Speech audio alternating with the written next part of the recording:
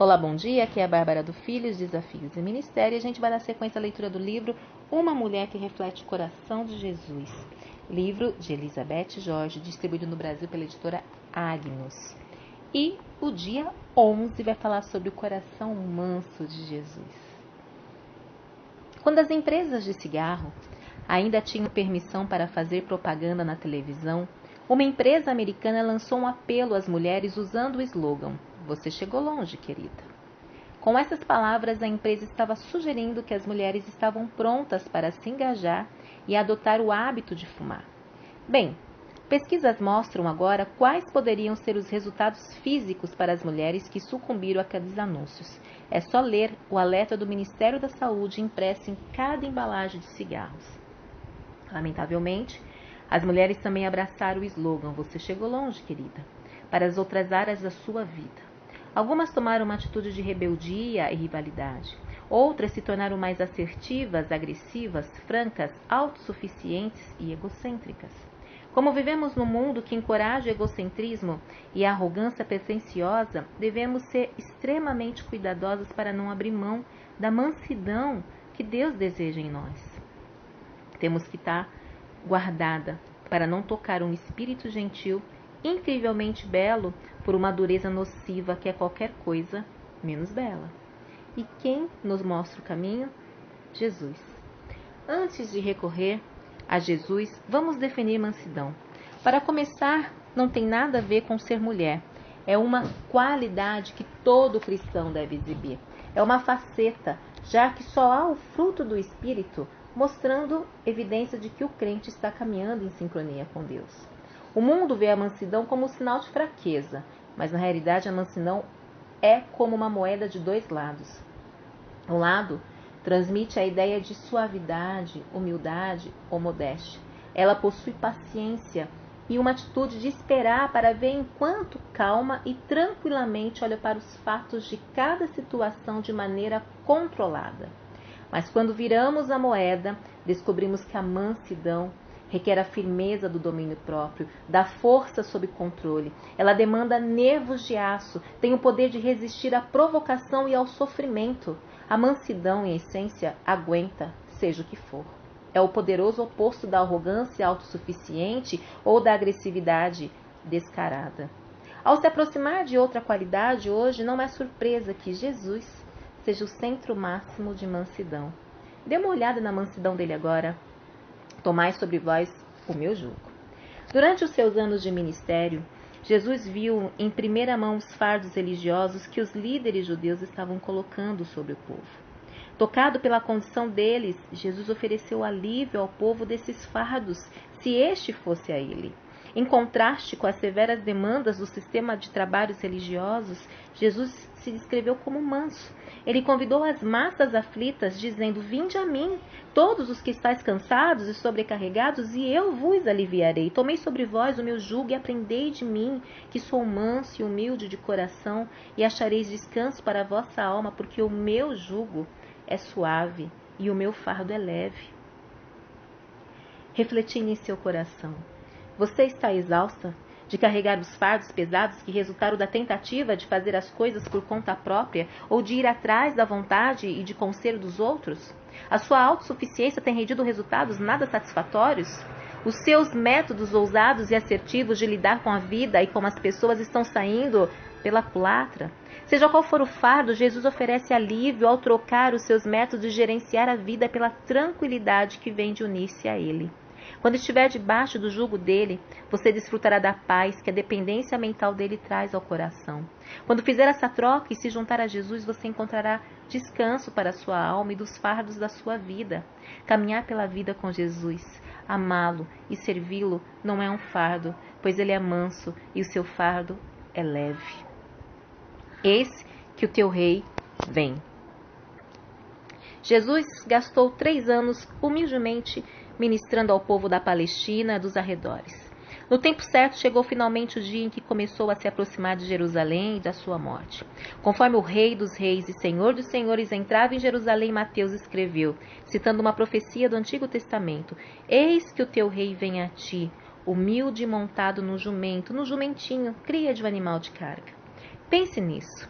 Cristo apareceu em Jerusalém, a cidade de Sião, não em sua glória, mas em humildade, não em sua majestade, mas em misericórdia, não para conquistar, mas para trazer salvação aos pecadores.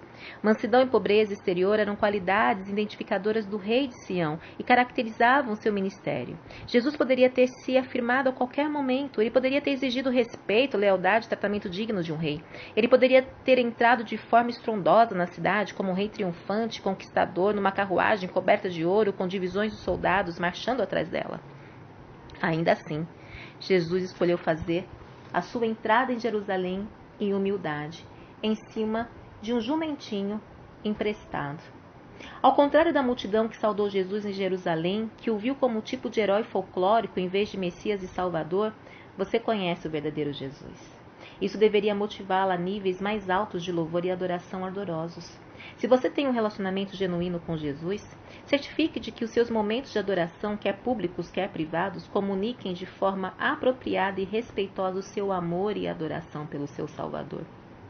Espere ansiosamente pelo tempo na presença dele. Seja fiel em comparecer à igreja, é a sua hora silenciosa. Dê as boas-vindas ao seu momento de adoração. Dê-lhe o tratamento do tapete vermelho com louvor, adoração e celebração. Receba-o com alegria e celebre o seu rei. Outros nos mostram o caminho. Ele prostrou-se com o rosto em terra. Moisés, o servo de Deus. Quando você pensa em Moisés, talvez não pense imediatamente em mansidão. Isso porque Moisés era um líder de líderes encarregado de mais de 2 milhões de pessoas. Essa massa de gente constantemente murmurando, resmungando e reclamando. Ainda que eles tivessem uma vida miserável de opressão como escravos no Egito, decidiram que estar no Egito era muito melhor do que seguir Moisés e vagar pelo deserto.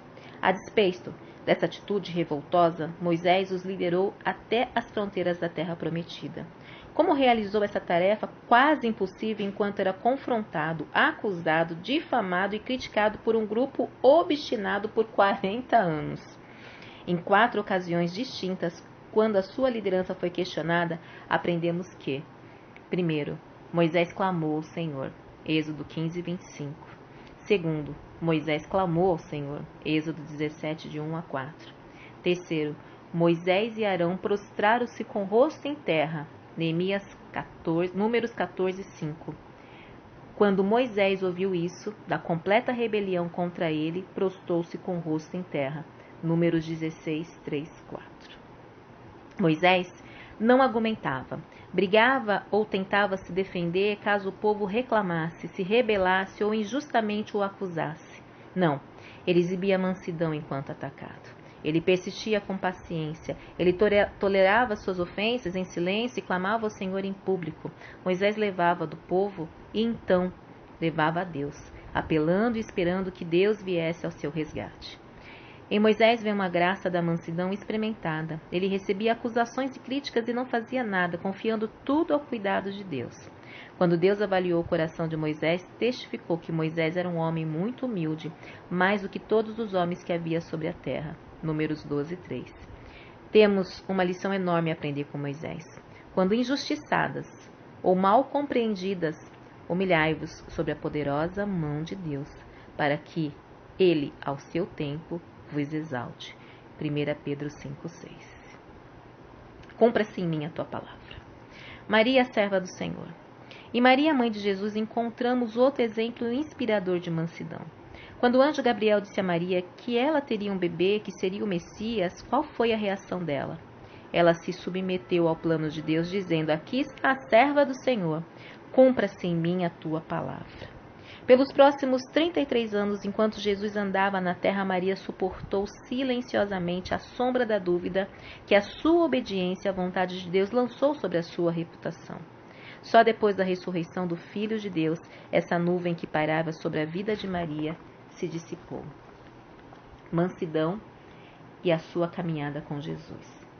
Você está compreendendo quanto a mansidão é importante? É um elemento essencial em sua caminhada com Cristo. Ao olhar mais adiante o que a Bíblia diz a respeito da mansidão, penso que você concordará que, quando exibe mansidão ou humildade, você reflete Jesus. A mansidão é a chave para a vida abundante. Bem-aventurados os humildes, pois herderão a terra. A mansidão pode trazer paz em vez de discórdia. Note esses contrastes. A resposta branda, mansa, desvia o furor, mas a palavra dura provoca a ira. Provérbios 15:1. E o homem que se irrita com facilidade provoca conflitos, mas o paciente apazigua brigas. Uma atitude mansa apazigua a situação e torna mais fácil resolver o problema pacificamente. A mansidão mostra consideração pelos outros, ainda que a confrontação seja necessária. Se alguém for surpreendido em algum pecado, vós que sois espirituais, deveis restaurar essa pessoa com um espírito de humildade. Gálatas 6:1. A mansidão busca a restauração em vez de açoitar o irmão ou a irmã em Cristo que está em pecado. Gente, isso é muito importante nos dias de hoje. A mansidão é o reflexo do amor. Com toda humildade e mansidão, com paciência, suportando-vos uns aos outros em amor. Efésios 4:2. Um espírito manso vai longe para preservar a unidade no corpo de Cristo. Fala Deus. A mansidão é uma das características que definem o cristão. Então, como santos e amados eleitos de Deus, revesti-vos de um coração cheio de compaixão, bondade, humildade, mansidão e paciência. Colossenses 3:12. A mansidão é paciente com os que se opõem. Ao servo do Senhor não convém discutir, mas pelo contrário, deve ser amável para com todos, apto para ensinar, paciente, corrigindo com mansidão os que resistem. 2 Timóteo 2:24-25. Fala Deus. A mansidão é confiante, ainda que respeitosa. Estais sempre preparados para responder a todo o que vos pedir a razão da esperança que há em vós. Mas fazei isso com mansidão e temor. 1 Pedro 3:15-16. A mansidão marca a pessoa que é submissa à palavra de Deus. Por isso, livrando-nos de todo tipo de impureza moral e vestígio de maldade, recebi de boa vontade a palavra em vós implantada. Tiago 1:21. A mansidão numa mulher é preciosa aos olhos de Deus. O que vos torna belas não deve ser um enfeite exterior, mas sim um íntimo do coração, com um espírito gentil e tranquilo que não perece e tem muito valor diante de Deus. 1 Pedro 3:4.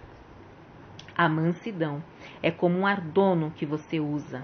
Não é algo que você pode ser visto como a roupa, mas um enfeite do coração.